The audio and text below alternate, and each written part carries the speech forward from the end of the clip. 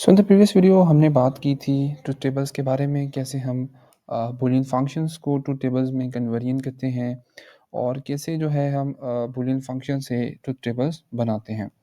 सो इस वीडियो में हम थोड़ा सा रिकैप लेंगे देन हम मूव करेंगे लॉजिक सर्किट्स की तरफ कैसे हम बूलियन फंक्शन से लॉजिक सर्किट्स बनाते हैं। So let's make the table. सो यहाँ पर हमारे पास बेसिकली 3 वेरिएबल्स हैं और इन तीनों वेरिएबल्स में हमने 8 पॉसिबिलिटीज़ हैं बिकॉज़ हमारे पास 3 वेरिएबल्स हैं। जैसे हमने पढ़ा था कि 2 की पावर n, n में 3 वेरिएबल्स हैं तो हमारे पास 8 पॉसिबिलिटीज़ बनती हैं। सो यहाँ से हमें पता चल गया कि हमारे पास पॉसिबिलिटीज़ 8 बनेंगी एंड अब हमने A B plus C and C plus A. अब हमें पता है कि बी ए प्लस बी का क्या मतलब है, ए प्लस बी का मतलब और है। सो हम सिंपली ए प्लस बी का और लेंगे 0 0 0 एंड 0 0 0। एक भी हमें मिनिमम 1 मिल गया तो हम 1 लिख सकते हैं। 1 अगेन 1, यहाँ पर भी 1 लिख सकते हैं, यहाँ पर भी 1 लिख सकते हैं, 1 और 1। अब बी प्लस सी पर आए, सेम हमने रूल अप्लाई करना है। अगर मिनिमम 1 मिल गया हमें, एक भी 1 मिल गया तो हम यहाँ पर 1 आउटपुट में लिख सकते हैं। यहाँ पर भी हमें दोनों 1 मिल गए, 0 1 1 एंड 1। अब सी प्लस ए हम करते हैं जिसमें हमारे पास फर्स्ट तो 0 ही है, देन 1 है, फिर हमारे पास 0 0 है, फिर 0 1 है तो यहाँ पर हम 1 लिखेंगे, 1 0 है तो 1 1 1 में 1 एंड 1 0 में अगेन 1 एंड 1 1 में 1। अब लास्ट पर हमारा रह गया है जहाँ पर हमने इन सब का प्रोडक्ट फाइंड करना है। प्रोडक्ट में हम सिंपली क्या करते थे, प्रोडक्ट जब भी हमने लेना होता था तब हम इसमें एंड गेट अप्लाई करते थे।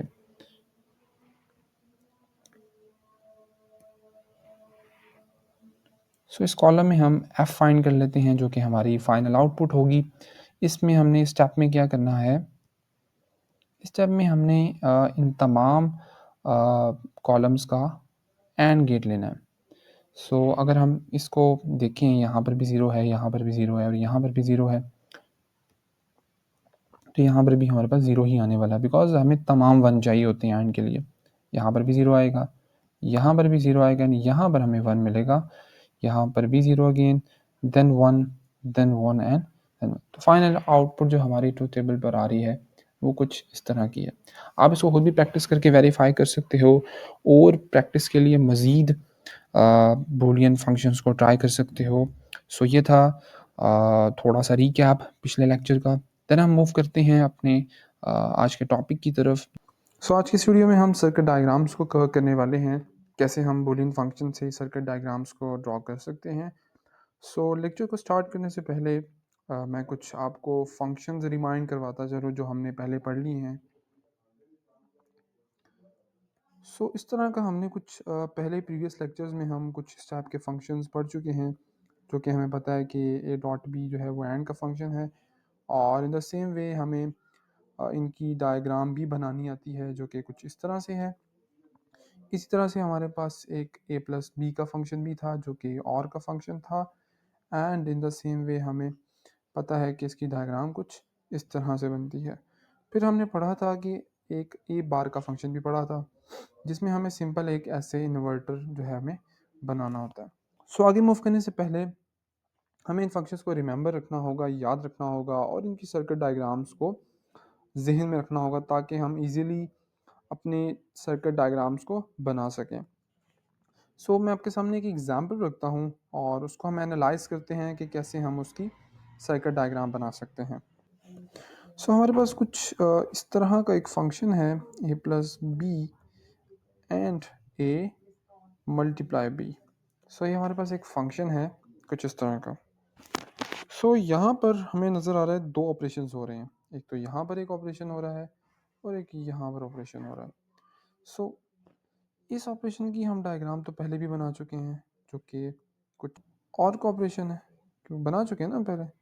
सो इन द सेम वे यहाँ ये वाला हमारे पास ऑपरेशन है जिसके अंदर हमारे पास एंड की डायग्राम होती है। सो ये हमारे पास एंड की डायग्राम है। सो ये दोनों ऑपरेशन तो हम पहले कर चुके हैं, बट जब हमें इस पूरे फंक्शन को सॉल्व करना है तो तब क्या करना है। सो इसके लिए हमें एक टेक्निक को समझना होगा, वो ये है कि जब भी हमारे पास कुछ इस तरह का कॉम्प्लेक्स फंक्शन आ जाए जिसमें डिफरेंट ऑपरेशंस हो रहे हों, तो हम क्या करते हैं, उस फंक्शन को डिवाइड कर लेते हैं।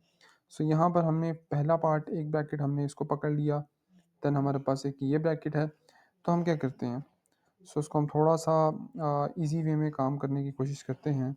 हम क्या करेंगे, हम सबसे पहले ए प्लस बी को ड्रॉ करते हैं। ए प्लस बी हमें पता है कि और गेट होता है, सो इसको हम कुछ इस तरह से ड्रॉ कर लेते हैं। सो ये हमारे पास जो है वो और गेट बन गया।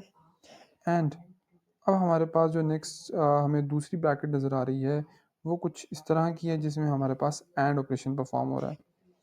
थोड़ा सा इसको नीचे कर लेते हैं और यहाँ पर हम एक एंड ऑपरेशन परफॉर्म कर लेते हैं। सो हम इसको कह देते हैं कि ये हमारा एक्स हो गया एंड ये हमारे पास वाई हो गया। इसको हम कह देते हैं ए बी, क्योंकि यहाँ पर हमारे पास और गेट है। इसकी आउटपुट को हम एक्स कह देते हैं और इसकी आउटपुट को हम वाई कह देते हैं।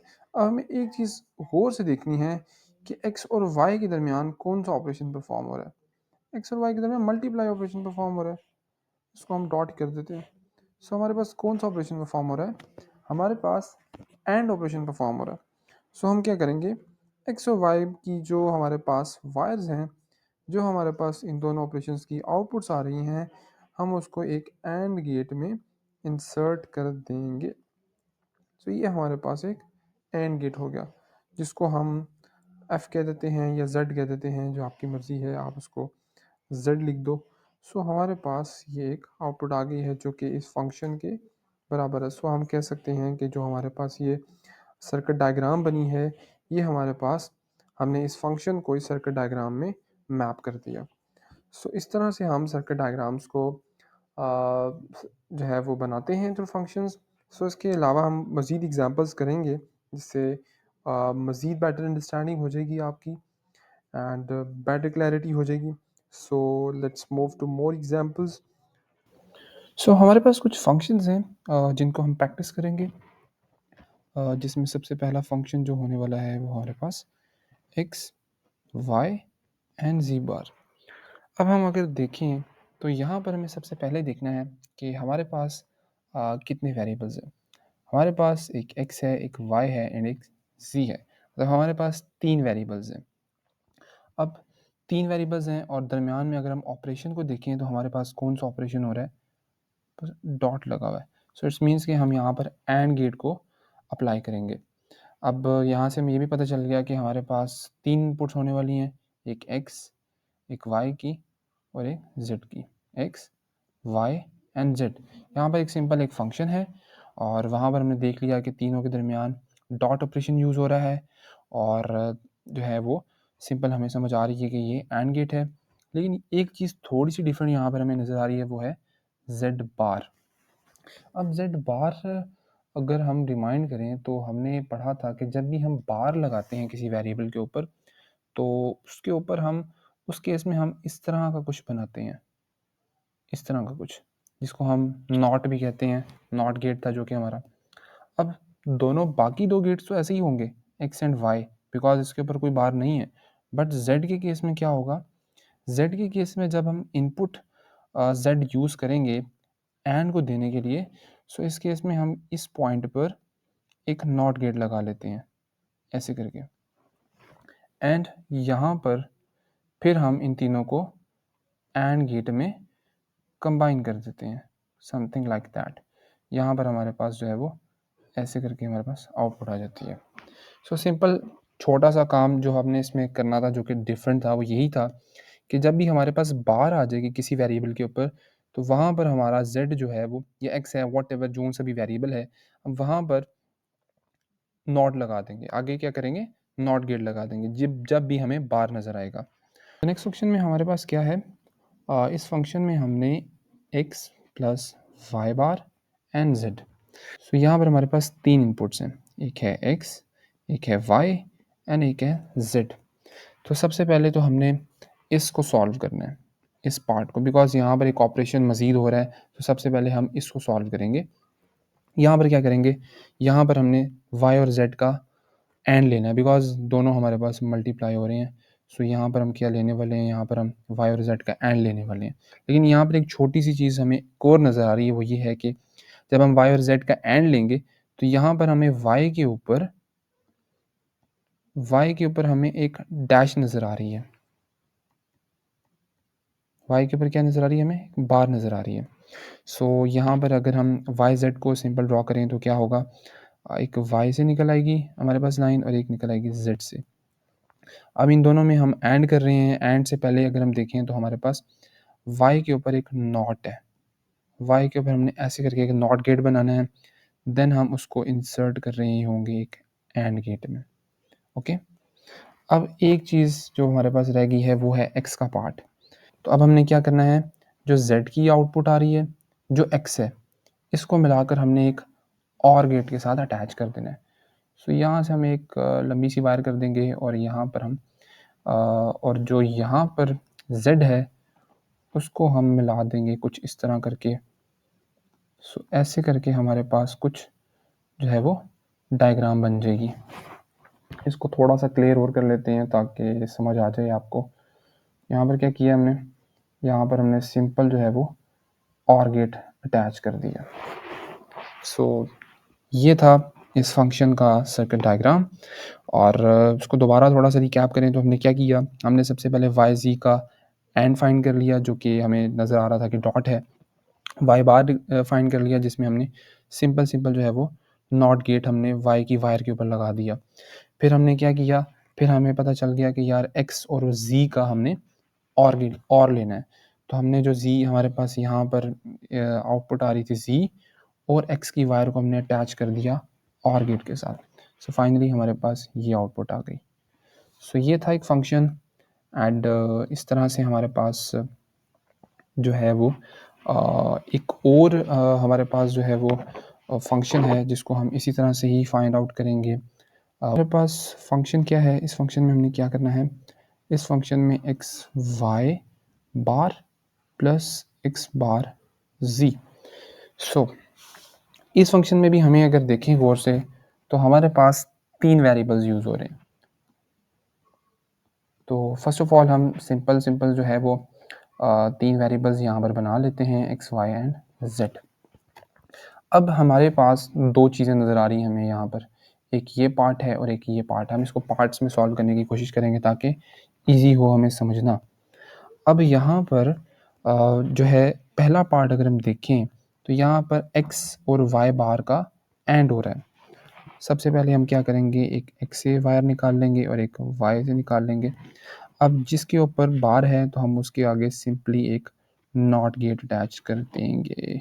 सिंपली क्या करेंगे, एक नॉट गेट लगा देंगे। ओके, अब हम यहाँ पर सिंपल जो है वो हम आगे इसकी एक एंड गेट लगा देंगे बिकॉज हमारे पता है कि ये एक्स और वाई बार की एक आउटपुट निकलेगी। इसको हम लेट्स सपोज मैंने ए कह दिया, इसको ए कह दिया।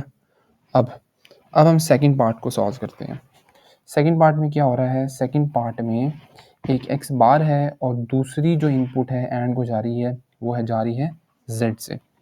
सो यहाँ पर अगर हम देखें तो हमारे पास एक एक्स जा रही है और एक जेड जा रही है। तो सबसे पहले हम जेड की वायर बना लेते हैं एंड एक इनपुट तो हमें मिल गई जेड की, एक हमारे पास है एक्स बार की इनपुट। ओके, एक्स बार की इनपुट बनाने के लिए हम क्या करेंगे, हम यहाँ से एक वायर अटैच करेंगे और इसको जाकर यहाँ से मिला देंगे। अब यहाँ से जब हमने मिलाया तो ये तो हमारे पास सिंपल एक्स हुआ। तो इसको एक्स नॉट बनाने के लिए कुछ भी नहीं, हम सिंपल क्या करेंगे, यहाँ पर सिंपल एक नॉट गेट अटैच कर देंगे। तो यहाँ पर हमारे पास क्या बन गया, ये इसको हम बी कह देते हैं और ये एक्स बार जी बन गया।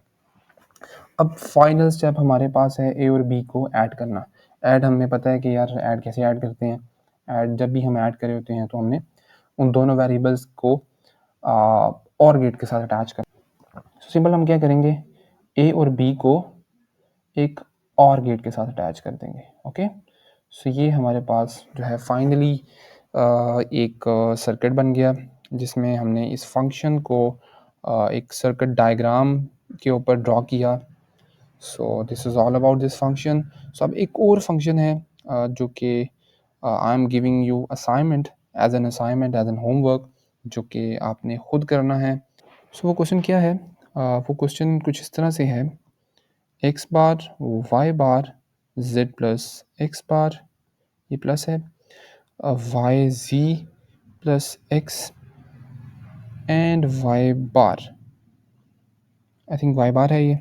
सो आपने क्या करना है, इस फंक्शन को सॉल्व करना। सो this is all about this video and hopefully कि आपको समझ आ गया होगा कैसे हम बूलियन फंक्शन से सर्किट डायग्राम्स को बना सकते हैं। इन द नेक्स्ट वीडियो हम बात कर रहे होंगे के मैप के बारे में, के मैप को कैसे हम बूलियन फंक्शंस को कैसे हम के मैप के थ्रू सिंप्लीफाई कर सकते हैं। So this is all about this video. So thank you very much. So meet you in the next video. Allah हाफिज़।